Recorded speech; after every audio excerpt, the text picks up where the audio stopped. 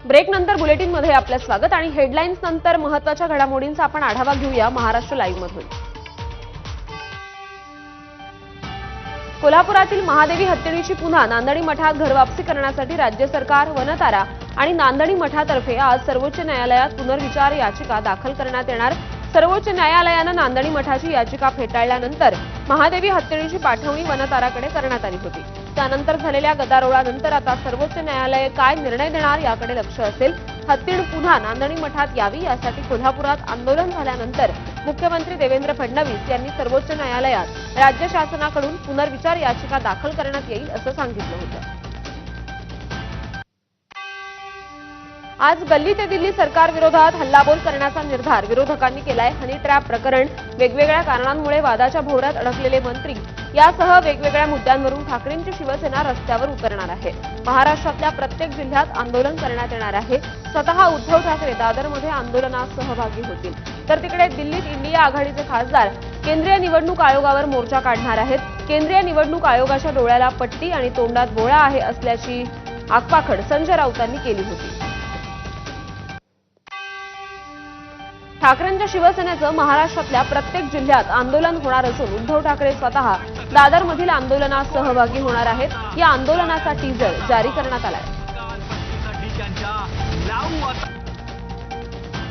महाराष्ट्राला नकोय सत्ताधाऱ्यांचा कलंकित आणि भ्रष्ट कारभार, नकोय मुजोरपणाचा काळ्या धंद्याचा भार। हकालपट्टीसाठी त्यांच्या लावू आता ताकद, एकजुटीने करू जनाक्रोशाचा वार। महाराष्ट्र जनाक्रोश आंदोलन दिनांक 11 ऑगस्ट 2025 रोजी महाराष्ट्रातील प्रत्येक जिल्ह्यात चालू व्हा।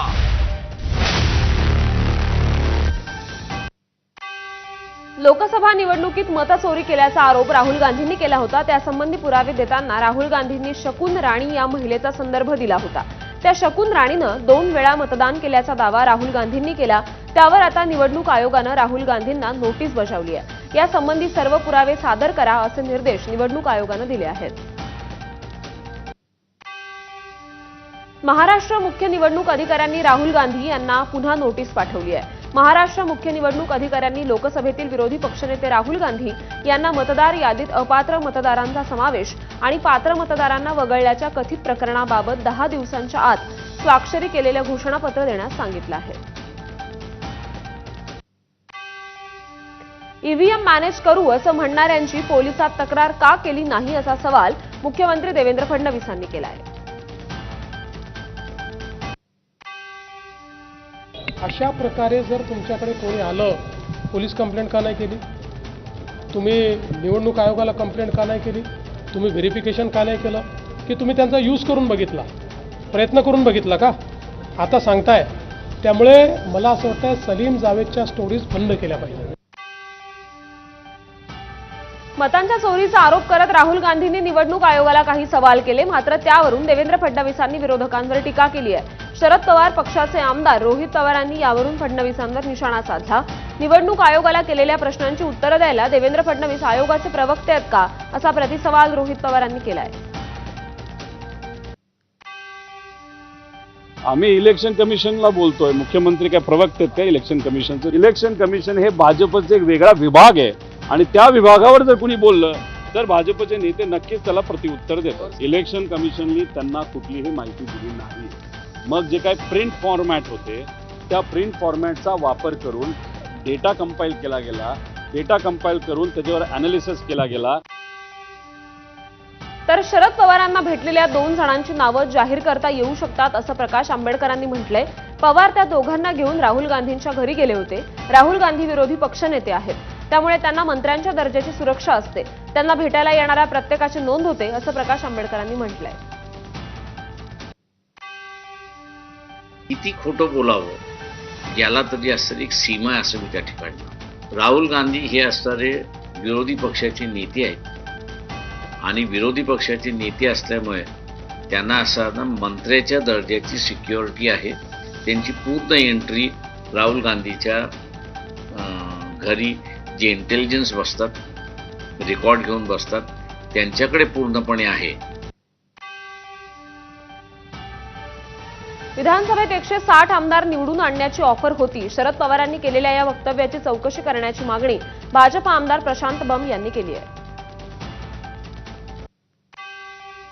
आज शरद पवार साहेबांचं एक इंटरोगेशन झालं पाहिजे. त्यांची चौकशी होऊन त्या 2 जण कुठे आहेत आज?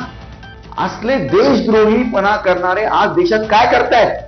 असे काळे कामं करणाऱ्यांना ताबडतोब पोलिसांच्या हवाली करायची गरज आहे. इलेक्शन कमिशननी त्यांच्या विरोधात एक कंप्लेंट करावी आणि त्यांचं इंटरोगेशन करून ते 2 लोक हुडकून काढली पाहिजे. गेल्या काही दिवसांपासून चर्चेत असलेल्या दादरच्या कबूतरखान्यांवरून आता पुन्हा वाद वाढण्याची शक्यता आहे. दादरमधील कबूतरखान्यावर पुन्हा ताडपत्री टाकण्याचं काम सध्या सुरू आहे. मुंबई पालिकेकडून कबूतरखान्यावर ताडपत्री टाकण्यात येते. या कबूतरखान्याच्या 4ही बाजूने मोठ्या प्रमाणावर पोलीस बंदोबस्त तैनात करण्यात आलाय. हायकोर्टाच्या निर्देशानंतर या कबूतरखान्यावर याआधीही बांबू आणि ताडपत्री टाकण्यात आली होती, पण जैन समुदायाच्या लोकांनी आंदोलन करून ती ताडपत्री काढली होती. आता पुन्हा एकदा या कबूतरखान्यावर ताडपत्री टाकण्यात येत आहे. दादरमधील वादाच्या भोवऱ्यात सापडलेल्या कबूतरखान्यावरून जैन मुनी आक्रमक झालेत. गरज पडल्यास शस्त्र हाती घेऊ असा इशारा मुंबईतील जैन मुनी निलेशचंद्र विजय यांनी सरकारला दिलाय. तसंच कबूतरखान्यांसंदर्भात सरकारनं अपेक्षित भूमिका घेतली नाही तर कबूतरखान्यातच सामूहिक आंदोलन करण्यात येईल असा इशारा जैन मुनींनी दिलाय. पुढची भूमी कोर्टानं आणि जर बीएमसीनं राज्य सरकारने मानलं तर आम्ही पुन्हा अनशनला बसू, इथंच बसू, यात कबूतर राहणार बसू. और मी एकट्याने येणार. देशामध्ये महाराष्ट्रामध्ये जेवढे पण जैन धर्माला मानत आहे त्यांच्यामध्ये भगवान महावीरचे उपकार असेल तो इथं येईन. अनशन आम्ही शांतीप्रिय आहे. आम्हाला शस्त्र उचलायची काम नाही. आमचे शांतीनाथ दादा आम्ही शांतीनं करू. काही शस्त्र जे लोक शस्त्र होते आमचे लोक नव्हते, परंतु आम्ही शस्त्र उचलणार नाही. यदि जर जरूरत पडली आम्हाला आम्ही शस्त्र पण उचलू. ज्याला कबूतर आवडतात त्यांनी घरी पाळावेत, पब्लिक प्लेसमध्ये न्यूसन्स नको अशी प्रतिक्रिया शिंदेच्या शिवसेनेच्या आमदार मनीषा कायंद यांनी दिली आहे. आपण काहीतरी चुकीचं करतोय, आपण अतिरेक करतोय, आपण अविवेकाने वागतोय, हे लक्षात यायला पाहिजे. पब्लिक प्लेसमध्ये न्यूसेन्स प्रत्येकाला ज्याला आवडतं त्यांनी कबूतर असतील, पारवे असतील, त्यांनी घरी पाळावेत. कारण इतर तुम्ही प्राण्यांचा पण त्रास होतो तेव्हा तुम्ही हेच बोलता ना. विमानाप्रमाणेच ट्रॅक्टर ट्रॉलीजला सुद्धा जीपीएस आणि ब्लॅक बॉक्स बसवण्याकरता केंद्र सरकारकडून तयारी सुरू आहे. मात्र या निर्णयाला पहिला थेट विरोध कोल्हापुरातून झालाय. काँग्रेसचे विधान परिषदेतील गटनेते आमदार सतेज पाटील यांनी या संदर्भात हरकती नोंदवण्याचं आवाहन केलंय. हा कायदा होऊ पाहतोय आणि त्याला आताच हरकती घेत असल्याचं सतेज पाटील यांनी सांगितलं. या संदर्भात वेळ पडल्यास ट्रॅक्टर मोर्चा काढू असा इशारा देखील त्यांनी दिलेला आहे. दरम्यान देशातल्या 90 लाख ट्रॅक्टर ट्रॉलीजला निर्णय बंधनकारक करण्यात आलेला आहे. त्यामुळे शेतकऱ्यांना आर्थिक भुर्दंड बसणार आहे. केंद्र शासनानं 18 जुलै 2025 रोजी एक अधिसूचना जारी केलेली आहे. त्या अधिसूचनेच्या माध्यमातून या देशातल्या प्रत्येक ट्रॅक्टर ट्रॉली मालकाने GPS प्रणाली स्वतःवर बसवावी, स्वतःच्या ट्रॅक्टरवर. ब्लॅक बॉक्स म्हणजे याचा EDR म्हणजे त्या ट्रॅक्टर ट्रॉलीचा एकूण सगळं काय काय झालं याची माहिती असणारा EDR म्हणजे तो बसवावा अशी सूचना केलेली आहे. आणि केंद्राला देखील विनंती आहे की हा गरज नसलेला कायदा लागू करू नये. त्यांनी सजेशन ऑब्जेक्शन मागितलेलं आहे, त्याला शेतकरी म्हणून आमचं ऑब्जेक्शन आहे. गोपीचंद पडळकरांचे कार्यकर्ते शरणू हंडे अपहरण प्रकरणातील 7व्या आरोपीला पोलीस कोठडी सुनावण्यात आली आहे. आरोपी समर्थ वासुदेव भैरीला 2 दिवसांची पोलीस कोठडी सुनावण्यात आली आहे. तर अपहरण प्रकरणातील सर्व 7 आरोपी 12 ऑगस्टपर्यंत पोलीस कोठडीत असणार आहेत. छत्रपती शिवाजी महाराजांच्या एकूण 12 किल्ल्यांचा समावेश युनेस्कोच्या जागतिक यादीत करण्यात आला. त्यानंतर अनेक शिवभक्त आणि शिवप्रेमींकडून अनेक गडांवर जल्लोष साजरा करण्यात आला. त्यानंतर आता शिवसूर्य हृदय जलयात्रा देखील रायगडावर पोहोचली आहे. या यात्रेत काही शिवभक्त किल्ले रायगडावर दाखल झाले. त्यांनी मेघडंबरीवर छत्रपती शिवाजी महाराज आणि समाधीस्थळी जाऊन राजे शिवछत्रपतींचा जलाभिषेक केला. यापुढे शिवसूर्य हृदय यांच्यातर्फे किल्ले रायगडावरून संकल्प घेऊन पुढील 12 किल्ल्यांचा एका वर्षामध्ये अभ्यास दौरा ते करणार आहेत. रामकुंडावरील वादग्रस्त वस्त्रांतर गृहाच्या पाडकामासाठी नाशिक महापालिकेनं पुरोहित संघाला बजावलेल्या नोटीसचा कालावधी ऑगस्ट अखेर संपणार आहे. त्यामुळे इमारत जमीनदोस्त करण्यासाठी महासभेची मंजुरी घेतली जाणार असून या पाडकामानंतर भाविकांच्या सुविधेसाठी रामकाल पथ प्रकल्पाअंतर्गत नव्यानं वस्त्रांतर गृह उभारलं जाणार आहे.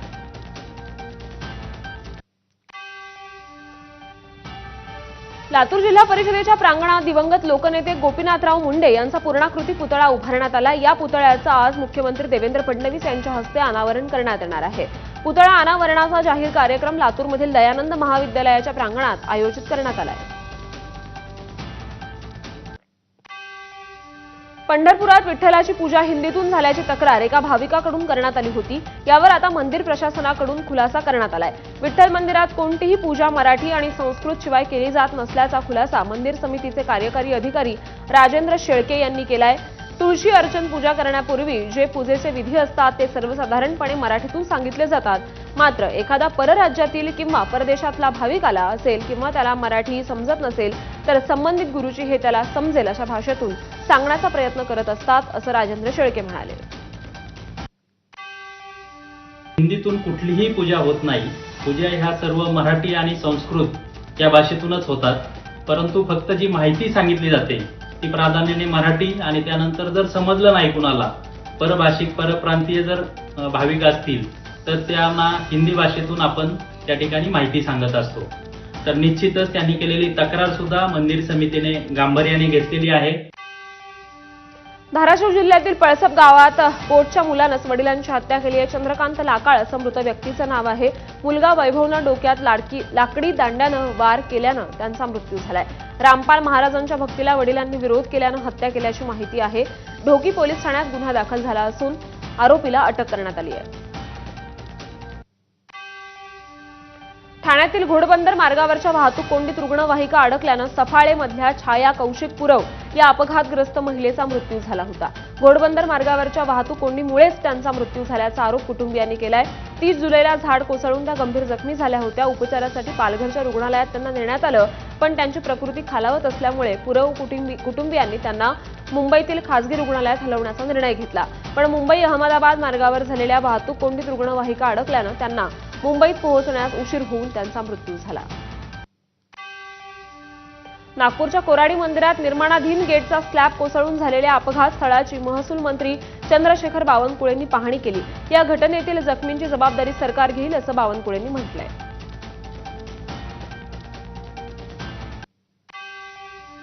टेंडरिंग मध्ये काहीतरी वेळेवर प्रॉब्लेम झाला त्यामुळे बीम पडले तर मला वाटतं चौकशी केली पाहिजे. मी स्वतः चौकशीची मागणी केली आहे. मी चौकशी करायला लागली आहे. चौकशी अंतिम जे काही रिपोर्ट येतील उच्चस्तरीय चौकशी केली पाहिजे असे मी या ठिकाणी सांगितलं आहे. नागपूरच्या कोराडी मंदिरात निर्माणाधीन दाराचा स्लॅब कोसळला. दुर्घटनेच्या चौकशीसाठी नागपूरच्या जिल्हाधिकाऱ्यांच्या अध्यक्षतेखाली उच्चस्तरीय चौकशी समिती स्थापन करण्यात आली आहे. तर या चौकशी समितीमध्ये महापालिका आयुक्त, सार्वजनिक बांधकाम विभागाचे मुख्य अभियंता, जलसंपदा विभागाचे कार्यकारी संचालक यांच्यासह VNIT या अभियांत्रिकी महाविद्यालयाचे संचालकही राहणार आहेत. बीड जिल्हा कारागृहात अज्ञात व्यक्तीनं गांजानं भरलेला चेंडू फेकला आणि यातील गांजा वाटपावरून 4 न्यायाधीन बंदिवानात जोरदार राडा झाला. यावेळी कारागृह कर्मचाऱ्यांनी धाव घेत बंदिवानाच्या हातातील चेंडू ताब्यात घेतला. यावरून बंदिवानांनी कर्मचाऱ्यांना जीवे मारण्याची धमकी देत पुन्हा राडा घातल्याचा धक्कादायक प्रकार समोर आला. या प्रकरणी खोक्या भोसलेसह 3 शिवाजीनगर पोलीस ठाण्यात गुन्हा दाखल करण्यात आला आहे. डोंबिवलीतील खोणी परिसरातील पलावा सोसायटीच्या निवडणुकीदरम्यान सभासदांमध्ये तुंबळ हाणामारी झाली. सोसायटीच्या निवडणुकांदरम्यान बोगस मतदान झाल्याच्या आरोपातून 2 गटात हाणामारी झाली. यात पोलिसांनी मध्यस्थी केली असता त्यांच्याच कानशिलात लगावल्याचा व्हिडिओ सोशल मीडियावर व्हायरल झालाय. तर पोलिसांनी बोगस मतदान करणाऱ्याला ताब्यात घेतलंय. मुलीच्या उपचारासाठी रुग्णालयात आलेल्या वडिलांना हृदयविकाराचा झटका आल्याची घटना घडली. नंदुरबारमधील तळोद्यामधली ही घटना आहे. रुग्णालयातील डॉक्टरांच्या सतर्कतेमुळे रवींद्र गुरव यांचे प्राण वाचले. संबंधित घटना सीसीटीव्हीमध्ये चित्रित झाली आहे.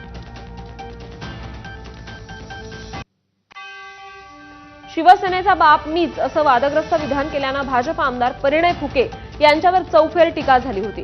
राज्यभरात याचे पडसाद उमटल्यानंतर पहिल्यांदाच आमदार फुके हे भंडाऱ्यात आले होते. महायुतीच्या ताब्यात असलेल्या भंडारा जिल्हा दूध संघाच्या मेळाव्याला भाजप आमदार परिणय फुके आणि शिंदे सेनेचे आमदार नरेंद्र भोंडेकर हे दोघेही या कार्यक्रमाला प्रमुख पाहुणे होते. या कार्यक्रमाला भाजप आमदार परिणय फुके आवर्जून उपस्थित होते. मात्र शिंदे सेनेचे आमदार नरेंद्र भोंडेकर यांची अनुपस्थिती सर्वांना खटकली. त्यामुळे भविष्यात भंडाऱ्यात भाजप आणि शिंदे सेनेत आणखी दरी वाढणार का अशी चर्चा रंगली आहे.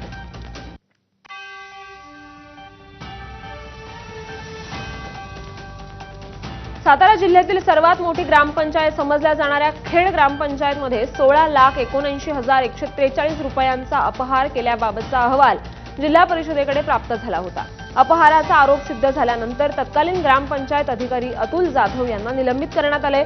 या प्रकरणात दोषी असल्याचा ठपका ठेवून सरपंच लता फरांदे यांनाही अपात्र ठरवण्याची शिफारस विभागीय आयुक्तांकडे करण्यात आली आहे. तर बांधकाम विभागाचे तत्कालीन शाखा अभियंता यांच्या विरुद्ध विभागीय चौकशीचे आधीच आदेश देखील देण्यात आले आहेत.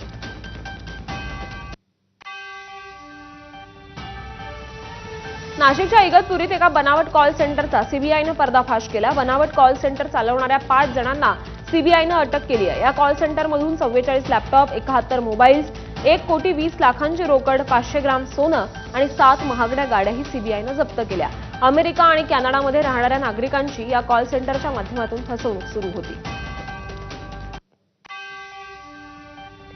सिव्हिल जजशिपची तयारी करणारी इंदूरची तरुणी चालत्या ट्रेनमधून बेपत्ता झाली आहे. 28 वर्षीय अर्चना तिवारी 7 ऑगस्ट रोजी संध्याकाळी इंदूरहून कटनीला निघाली होती. दुसऱ्या दिवशी सकाळी ट्रेन कटनीला पोहोचली, पण अर्चना त्यात नव्हती. एवढंच नाही तर मुलीचा मोबाईल नंबरही बंद आहे. अर्चनाचं सामान मात्र तिच्या सीटजवळ सापडलंय. किल्ले रायगडच्या पायथ्याची असणाऱ्या संदोशी मार्गावर 2 एसटी बसेसचा भीषण अपघात झाला. सांदोशी गावाजवळ असणाऱ्या मुख्य वळणावर एसटी बसेसची समोरासमोर जोरदार धडक झाली. बसमधील 3 प्रवासी गंभीर जखमी झाले. जखमींना पाचाडमधील शासकीय रुग्णालयात उपचारासाठी हलवण्यात आले. परभणीच्या मानवतमध्ये वळण रस्त्यावर भीषण अपघात झाला. समोरून येणाऱ्या दुचाकीस्वाराला वाचवण्याच्या प्रयत्नात बस रस्त्याच्या खाली असलेल्या नाल्यात कोसळली. सुदैवानं कुठलीही जीवितहानी यात झाली नसून बसमधील प्रवासी आणि वाहक चालक बचावले आहेत. मुंबईच्या छत्रपती शिवाजी महाराज आंतरराष्ट्रीय विमानतळावर परदेशी नागरिक आणि भारतीय प्रवाशांची पद्धतशीर लुबाडणूक करणाऱ्या एजंट टोळीचा सहार पोलिसांनी पर्दाफाश केलाय. सहार पोलिसांनी रचलेल्या ऑपरेशन क्लीनअप आणि गुप्त सापळ्यात 2 जणांना रंगेहात पकडत त्यांची 2 टॅक्सी आणि 2 दुचाकी जप्त केल्या आहेत. नाशिकच्या मालेगाव तालुका पोलिसांनी पाटणे फाट्याजवळील राष्ट्रीय महामार्गाजवळ छापा टाकत 4.5 किलोचा गांजा जप्त केला. या प्रकरणी 3 संशयितांना पोलिसांनी ताब्यात घेतलंय. विना परवाना आणि बेकायदेशीररित्या गांजा बाळगल्यानं त्यांच्या विरुद्ध एनडीपीएस अंतर्गत गुन्हा दाखल करण्यात आलाय. मुंबईत मोसमी पाऊस आजपासून पुन्हा सक्रिय होणार असल्याचा अंदाज आहे. त्यामुळे आजपासून मुंबईत पावसाचं प्रमाण तुलनेनं अधिक राहील. त्याचबरोबर पुणे आणि पश्चिम महाराष्ट्रात आजपासून पाऊस पडण्यास सुरुवात होईल. सोलापूरच्या अक्कलकोटमधील आंदेवाडीत बोरी नदीवरील पूल ओलांडताना दुचाकीसह शेतकरी वाहून गेला. रेवणसिद्ध बिराजदार असं वाहून गेलेल्या शेतकऱ्याचं नाव आहे. गेल्या 2 दिवसात झालेल्या पावसामुळे बोरी नदीची पाणी पातळी वाढली आहे. त्यामुळे आंदेवाडी ते दुधनीला जोडणारा बोरी नदीवरील पूल पाण्याखाली गेलाय. तर अक्कलकोट तालुका प्रशासनाकडून शेतकऱ्याचा शोध सुरू आहे. शेजारी कर्नाटक राज्य असल्यानं कर्नाटक प्रशासनाची देखील मदत मागितली जाते. यवतमाळ जिल्ह्यात 3 दिवसात झालेल्या पावसामुळे 8 महसूल मंडळांमध्ये अतिवृष्टी झाली. पावसामुळे 1000 हेक्टरवरील पिकांचं नुकसान झालंय. पुसदला अतिवृष्टीचा जोरदार तडाखा बसलाय. आरे गावात सोयाबीन, कापूस, ऊस पिकांचं नुकसान झालंय. तर दारव्हा, दिग्रसमध्ये काही घरांची पडझड झाली आहे. प्रशासनानं नुकसानग्रस्त भागाचे पंचनामे करण्यास सुरुवात केली आहे.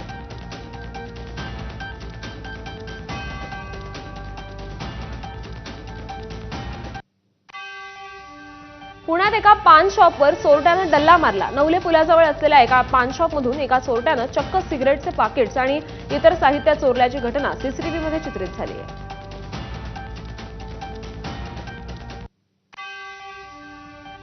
मुंबई गोवा महामार्गाच्या रखडलेल्या कामाविरोधात जन आक्रोश समिती आक्रमक. पनवेलमधील पळस्पेमध्ये पाठपूजन कार्यक्रम पार पडला। यावेळी मोठ्या संख्येनं कोकणातील नागरिक उपस्थित होते। सरकार विरोधात घोषणाबाजी देखील करण्यात आली।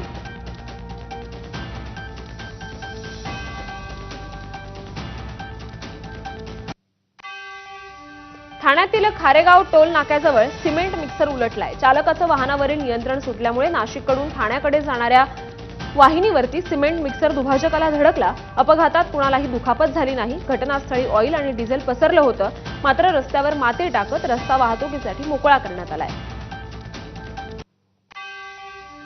बीडमध्ये गावठी कट्टा बाळगणाऱ्या तरुणाला स्थानिक गुन्हे शाखेनं अटक केली आहे। कमरेला गावठी कट्टा लावून शहरात फिरताना आढळल्यानं सागर उर्फ सनी मोरेला पोलिसांनी अटक केली।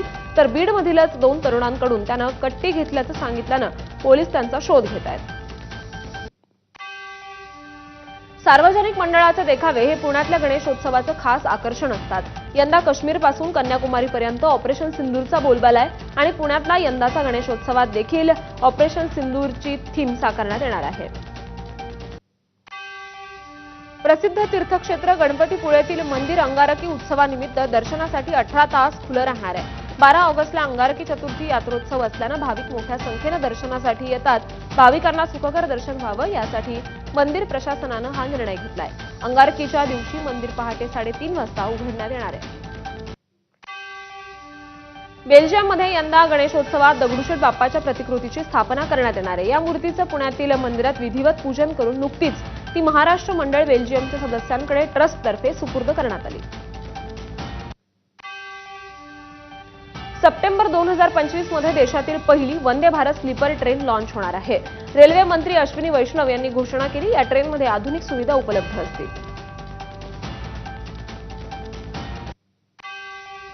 गाझामध्ये उपासमारीनं आतापर्यंत 61,369 जणांचा मृत्यू झालाय। तर गाझा पट्टीत इस्रायली हल्ल्यात 8 पॅलेस्टाईनी नागरिकांचा मृत्यू झालाय आणि 1,52,850 जण जखमी झालेत। इस्रायली सैन्याच्या लष्करी कारवाईनंतरही पॅलेस्टाईनी गाझामधील त्यांची घरं सोडण्यास तयार नाहीयेत। गाझामधील उपासमारीमुळे युरोपीय नेत्यांवर देशांतर्गत दबाव आहे। फ्रान्ससारखे देश ज्यात मुस्लिम आणि ज्यू दोन्ही लोकसंख्या मोठी आहे, राजकीय दबावाखाली ते आहेत।